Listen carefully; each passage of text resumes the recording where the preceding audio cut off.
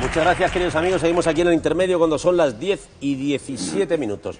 Y antes de la publicidad les hemos presentado a Juan Ignacio Crespo, que es un especialista, un economista que nos asesora en múltiples ocasiones, y concretamente hoy le hemos traído para que nos hable de esto de la bajada del petróleo, del precio del petróleo, a ver en qué nos va a repercutir, porque para saber concretamente si es realmente positiva esta caída del precio para nuestro país, o como dicen algunos medios, es un motivo para que se enciendan todas las alarmas.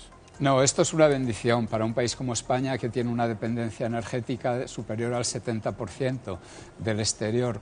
Por lo tanto, una caída del precio del petróleo nos viene de cine, y es un poco lo que ha dicho el ministro de Economía, ¿no? El ahorro en las cuentas exteriores de España, sí, el precio medio, no tiene que ser el precio de un día, ni el mínimo ni el máximo, el precio medio del año entero con el consumo del año 2013 se mantuvieran niveles de 70-72 euros, el ahorro sería de 10.000 millones de euros.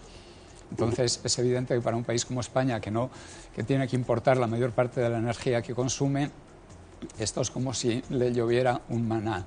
Entonces, para lo que es perjudicial es para los países que lo producen, como ya habéis dicho antes, y es perjudicial también para las empresas y los bancos que tienen inversiones en los países que producen petróleo. Entonces, lo peligroso de esta caída no es que vaya a perjudicar a los consumidores que no producimos petróleo, es que la virulencia con la que se ha producido puede terminar provocando problemas financieros muy importantes. ¿Y cómo está repercutiendo esta noticia en el bolsillo de los ciudadanos? Bueno, por ahora, y cualquiera que utilice gasolina súper sabe que este año ha bajado de 1,42 a 1,12, ¿no? 30 céntimos, que es un 21%. Hay que tener en cuenta que a la vez el dólar se ha fortalecido un 12-14%, con lo cual habría habido en realidad una rebaja, haciendo este cálculo chapucero, no en promedio en el año, como yo he dicho antes, de un 33%. Bien, últimamente cuando se habla de la caída del petróleo se habla también del riesgo de deflación. Y yo digo, ¿por qué tenemos que tener tanto miedo a una cosa que no sabemos qué significa? ¿Nos puedes explicar un poquito esto de la deflación? A ver, la deflación la podemos entender de dos formas. Como caída de los precios, de tal forma que el IPC un buen año se torna negativo, en vez de crecer los precios lo que hacen es bajar. Esa es la manera poco rigurosa en la que se está interpretando por muchos medios ahora, y por eso se espanta a los ciudadanos con que hemos entrado en deflación. Y la otra visión más rigurosa de la deflación es cuando ocurre eso, pero acompañado de una caída del Producto Interior Bruto. Por ejemplo, en España ahora tenemos inflación negativa, pero en un año en el que el crecimiento será de 1,5 o algo por el estilo, ¿no? Si ocurriera el año que viene y se cumplieran esas previsiones de los organismos internacionales y del Gobierno, pues sería lo mismo, con crecimiento del 2,5%, aunque caigan los precios. Eso no tiene demasiada importancia, y menos si esa caída de precios se produce porque ha caído el precio de la energía. Por eso, antes se medía siempre la caída de precios o la subida de precios por la inflación subyacente, que no tiene en cuenta las variaciones del precio de la energía ni tiene en cuenta las variaciones en el precio de los alimentos frescos. Desde ese punto de vista, la eurozona hoy ha publicado su dato de inflación, ha caído 0,2%, han caído los precios, pero la inflación subyacente sube 0,7%. Es decir, hay que tener eso en cuenta. La otra visión, la visión más rigurosa de la inflación, nos llevaría a decir algo muy claro y que conoce todo el mundo.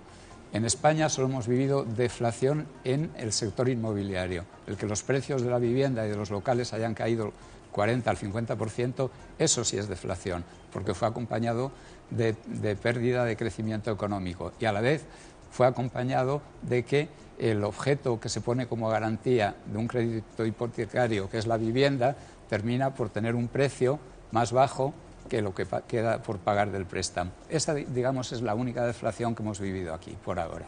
Bueno, yo he tenido varias deflaciones en la cama con una señorita, pero la próxima vez le cuento esto y salgo del paso, sin duda alguna.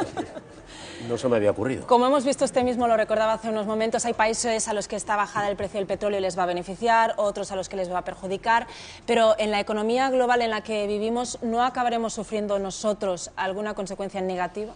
La consecuencia negativa para un país como España fundamentalmente es bancos españoles que tengan mucho riesgo en Latinoamérica, empresas españolas que estén con proyectos inacabados o sin pagar todavía en países productores del petróleo en cualquier lugar del mundo, y por esa vía se traslada a la bolsa española, por esa vía se traslada a las bolsas del resto del mundo. Hay que tener en cuenta además que hay proyectos para producir petróleo que ya no son rentables por valor de $1 billón. Esos proyectos o se van a paralizar o se van a completar, pero quedarán como inútiles, inactivos. Hay que tener en cuenta que a los precios ya de hoy del barril de Brent, a 50 aproximadamente, no es rentable producir petróleo para prácticamente nadie. Entonces, eso da idea de la magnitud del problema, pero no problema directo para España, sino problema indirecto que vendrá como boomerang a través de mercados financieros o de riesgos contraídos por España en otros países. Bueno, brevemente, como hemos visto, esta bajada del petróleo va a suponer una mejora sustancial para la economía nuestra, como has dicho tú, para nosotros es una bendición, y el Gobierno de alguna manera se está apuntando a los méritos. Tienes razón, te advierto que si dices que sí, no tendremos más remedio que hacer como Canal Sur e irnos a publicidad. Vámonos a publicidad. No, vamos a ver, todos los gobiernos, como es natural, si llueve se apuntan el mérito. Y si hay sequía, naturalmente, es un problema de otro. Entonces, esto es una bendición que viene del cielo o de los mercados del petróleo por políticas complicadas de Arabia Saudí respecto a sus socios de la OPEP y respecto a los productores nuevos de Estados Unidos, y es una bendición que, por lo tanto, no se la puede atribuir nadie. Y bien, ahora una pregunta que sin duda solo un experto como tú nos puede aclarar. Los españoles van a notar un ahorro a la hora de llenar el depósito de gasolina, esto es evidente. ¿Supondrá esto un aumento en la venta de discos de Camela en las gasolineras? Eso es demasiado avanzado. Lo que creo que vuelve de Camela son los discos de vinilo.